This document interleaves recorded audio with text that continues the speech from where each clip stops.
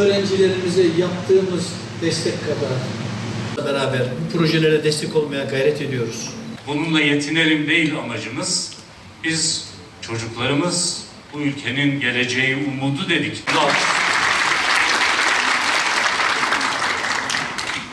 Burada onları da selamlıyorum. Sürekli son çıkan kitap hangisi onu bulmaya çalışır ve okurduk. Siz bizden biraz daha şanslısınız.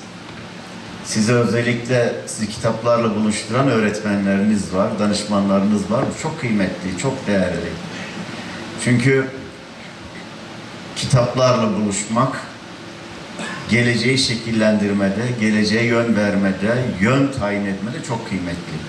Bunun için sizler şu zamanın kıymetini bildiğinizin farkındayım.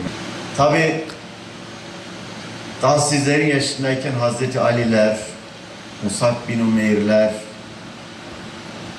ve Amr bin Yasir'ler, daha 17 yaşındayken Biruni'ye mektup gönderip ilim, irfanla donanan İbn Sina'lar, yine sizin yaşlarınızdayken Kudüs'ü rüyasında gören ve Kudüs'ü fethetmeye odaklanan Salahaddin Eyyubiler, yine sizlerin yaşındayken İstanbul'un fethini, İstanbul'u bir İslam şehrini kılmak için rüya gören ve rüyalarını hep İstanbul süsleyen Fatih Sultan Mehmetlerin yaşındasınız.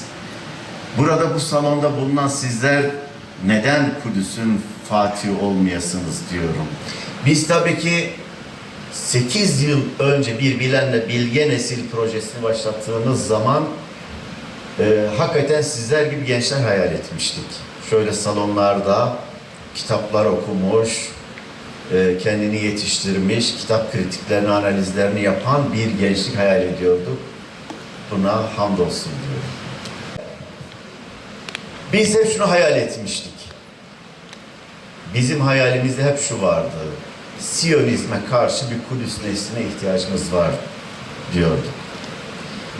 Seküler bir nesle karşı Asım'ın nesline bir ihtiyaç vardı diyorduk.